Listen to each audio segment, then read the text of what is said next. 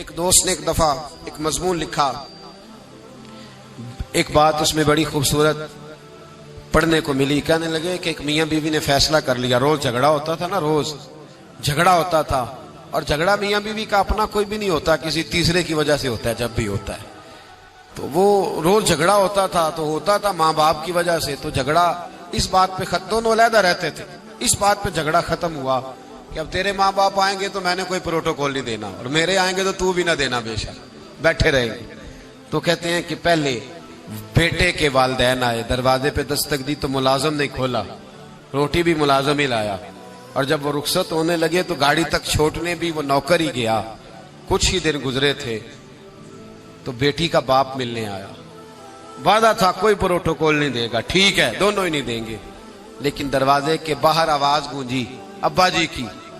بیٹی کے ہاتھ میں پلیٹ تھی، وہ ڈھب سے گری، ٹھا کی آواز آئی، دوڑی گئی، دروازہ کھولا، میرے ابا جی آ گئے. بٹھایا بھی، کھلایا بھی، چھوڑنے بھی گئی. پوچھا اس سے شوہر نے کہ تیرا میرا وعدہ تھا. کہنے لگی بات اس میں شک نہیں کہ وعدہ تو تھا، پر دل کی کیفیت کا کیا کروں. جب باہر آ کے والد بولے ہیں تو میں نے تو اپنے آنسوؤں کو بڑی مشکل سے روکا ہے. میں تو وہ خراج بڑی مشکل سے سنبھال پائی ہوں، وہ تو بڑی مشکل سے آنسو رکے ہیں، تو وجود کو کیسے روکتی.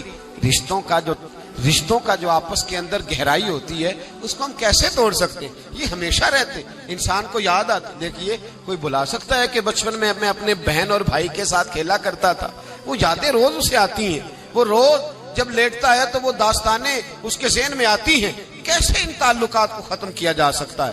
رشتہ داروں کے، بہن بھائیوں کے، میاں بیوی کے جو حقوق ہیں یہ سارے اپنی اپنی جگہ پہ رہیں گے تو اچھا گھر، اچھا خاندان، اچھا معاشرہ تشکیل پائے گا. لہٰذا فیملی کا کوئی ممبر بھی، خاندان کا کوئی رکن بھی کبھی بھی کسی رشتے کے بارے میں یہ رویہ نہ رکھے کہ اسے توڑ دیا جائے، اسے ختم کر دیا جائے. ہاں اگر کوئی رشتہ دار بد مذہب ہو جائے، اگر کوئی کسی صحابی کا بے ادب ہے، اہل بیت نبوت میں سے کسی کا بے ادب ہے، اس کے عقیدے میں میل کچیل ہے، تو پھر اسے چھوڑنا نہیں چاہیے بلکہ اسے رخ موڑ لینا چاہیے. پھر تو ختم ہو. ہمارے ہاں یہ ہوتا ہے کہ بد مذہب جتنا مرضی ہو جائے وہ قبول ہے، لیکن اگر ہماری شان میں کوئی بے ادبی کر بیٹھا پھر قابل قبول نہیں. بد مذہب سے رشتہ توڑا جائے گا، بد مذہب بد عقیدہ سے رشتہ توڑا جائے گا.